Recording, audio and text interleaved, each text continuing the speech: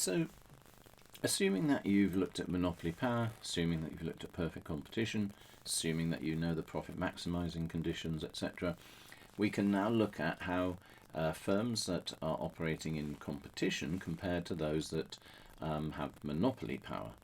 Now, remember, it's a spectrum of competition, so you can use this diagram, it's a very useful diagram, to compare any firm which has some form of monopoly power. It's a very large dominant firm. It could even be oligopolies that are colluding with each other, and then we say they operate as though they are under monopoly power.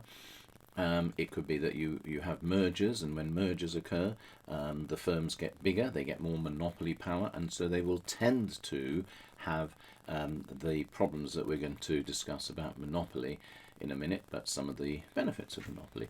So it's a very useful way of looking at it. So remember, monopoly diagram, how do we set the price under monopoly?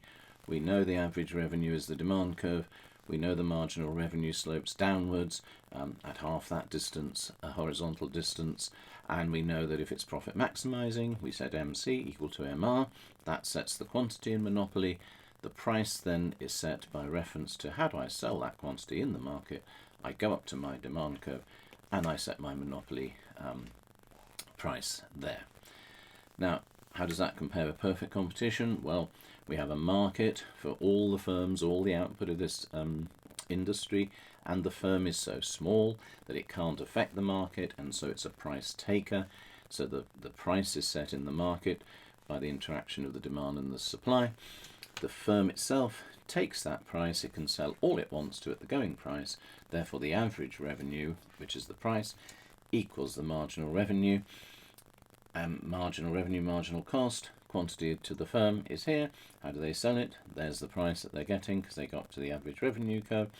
What profits they're not making in the long run, supernormal profits. They can only make normal profit where the average revenue equals the average total cost, and because the average revenue is a perfectly elastic, it must always be at the lowest point of the ATC, and therefore it is productively and allocatively efficient. Okay, now we want to be able to compare that with a monopoly. So the assumption is, go either way. Basically the assumption would be you take all those little firms and you make them into one, and so they have the monopoly power, so therefore they face the market. Or you take a monopoly and you split it up into many, many small units, and so they become perfectly competitive. Doesn't matter which way, that's the assumption we're making. So in the diagram here, this is the monopoly diagram, which we've just seen, okay, downward sloping AR, MR, etc. But this is the perfectly competitive market where you have the demand and the supply, okay? And so the pricing competition is set by reference to demand and supply in the market for those individual firms, and for the monopoly it's set by MCMR over here. But what you have to then recognize is that the supply curve in competition is actually the marginal cost curve that would be facing the one firm, the monopoly firm. Okay, so we did that last year. Hopefully you knew that the supply curve is the marginal private cost without externalities, remember? And we were saying that firms are willing and able to supply at that price because that's the extra cost of producing the good. So this supply curve is this marginal cost curve. In addition, the demand curve that the competitive firm faces is the average revenue curve. And so you have this red lines here, which are the MC and the AR for the monopoly, are the supply and the demand for the competitive firms.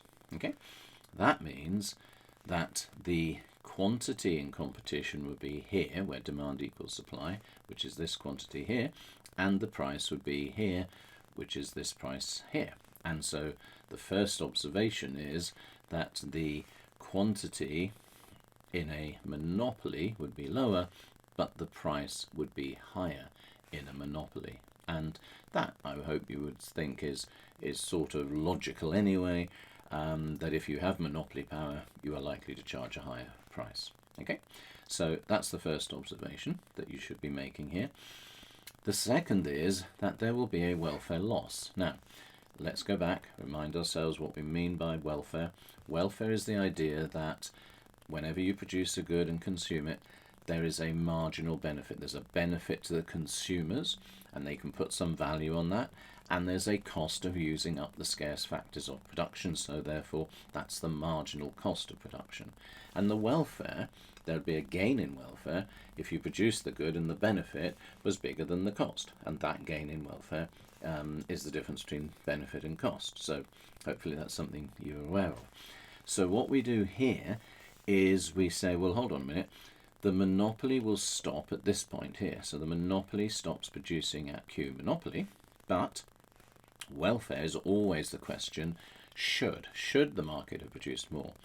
And so we look at the marginal benefit and we say, look, it exceeds the marginal cost, so therefore, yes, the welfare would have risen if the market had produced more. Okay, so in this case here, you would say marginal benefit exceeds marginal cost. We would have gained this welfare if we'd produced more in the market. We'd have gained that extra welfare if we had produced more. And so therefore, you go on and you say this is the welfare loss of a monopoly, in the sense that they could have gained it, but they didn't gain it because they stopped producing at Q monopoly. If they'd gone on to Q competition, they would have gained extra welfare. And so that is the welfare loss of a monopoly market compared to a competitive market. So this point here is an allocatively efficient point where the price, measured by the demand curve, the AR curve, equals the marginal cost. That's the equilibrium in competition, but that's allocatively efficient if we'd allocated all these extra resources into the market, but we didn't as a monopoly. We stopped producing at that point. So the first major drawback is that there is a welfare loss to society. Okay. Also, a monopoly will result in higher prices. You'll see in the next slide it reduces therefore the consumer surplus. You'll see that there's a lower output. You'll see that it has this welfare loss and that it will not be allocatively efficient. It stops before the point of allocative efficiency. Also, in terms of the other efficiencies, it's unlikely to be productively efficient in the sense that nothing is driving it to that lowest point of the ATC. I don't put the ATC in my diagram, but nothing drives it towards having to be at the lowest ATC. By chance it might be, but there's no driving force for it to be there. And this sort of allocated efficiency, you've got to remember, you'll never have an allocated efficiency if you have a downward sloping demand curve, because the average revenue at any quantity, take any quantity, let's take this one here, the average revenue always exceeds the marginal revenue. And therefore, I'll put it down here for you, if you face a downward sloping demand curve, the average revenue exceeds the marginal revenue. If firms profit maximize, so they set MR equal to MC, therefore price, which is always the average revenue, will always exceed the marginal cost, and price reflects the marginal benefit of the good. So a really useful piece of analysis there that you can simply learn to say to the examiner, any firm downward sloping demand curve, you won't be allocatively efficient. Okay, all right. What's the second problem? Well, what about the effect on consumer surplus? We've already said the surplus goes down because this is the pricing competition. You've got a higher price.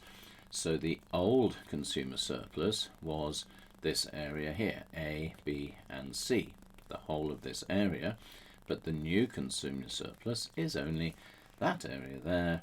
And so consumer surplus gets reduced by B and C, the blue box that is remaining there, that funny bullet train.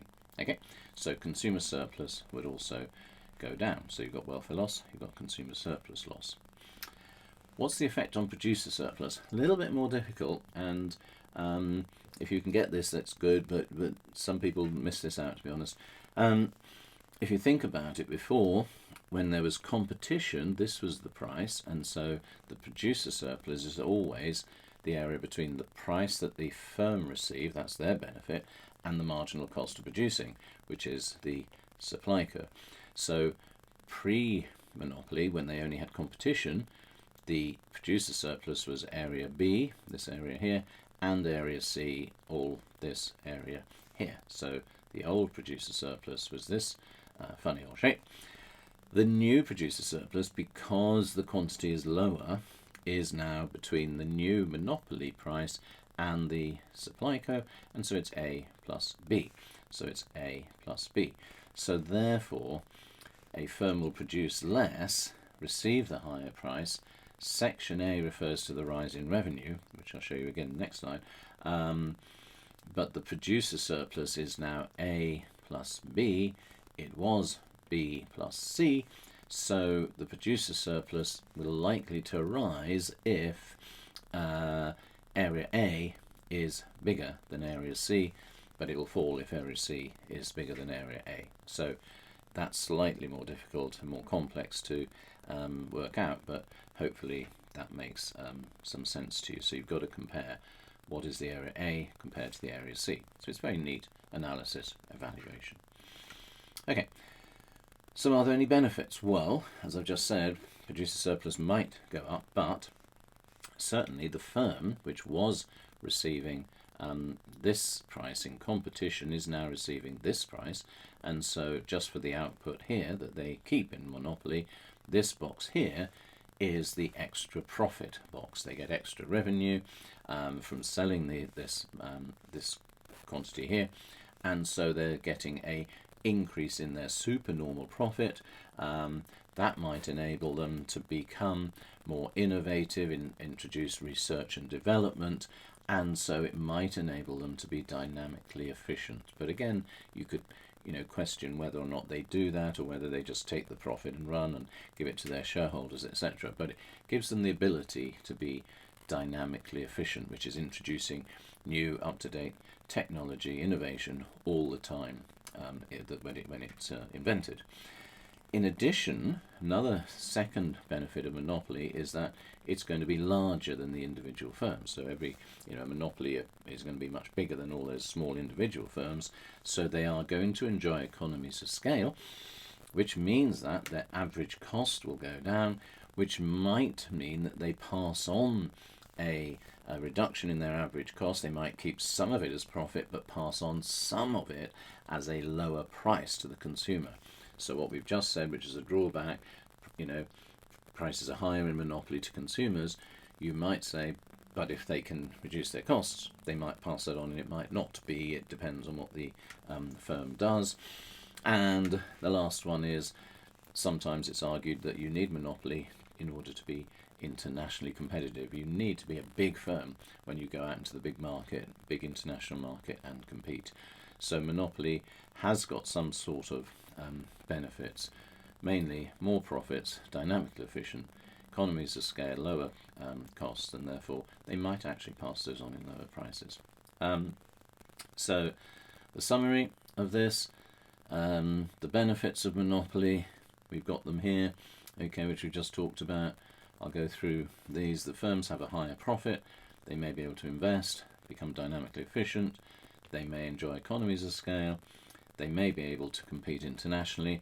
And I've added another one in here, which is that monopoly is good if there's a natural monopoly, which is the subject of another video, so hopefully you're aware of that, what a natural monopoly is. But having one firm in the market is sometimes beneficial if there's very high, large fixed costs. The drawbacks of monopoly: higher prices, reduced surplus, lower output, welfare loss, but never allocatively efficient, might be productively efficient by chance, but unlikely to be driven that way. So hopefully that gives you a good summary of what's good and what's bad about monopoly compared to competition. Okay.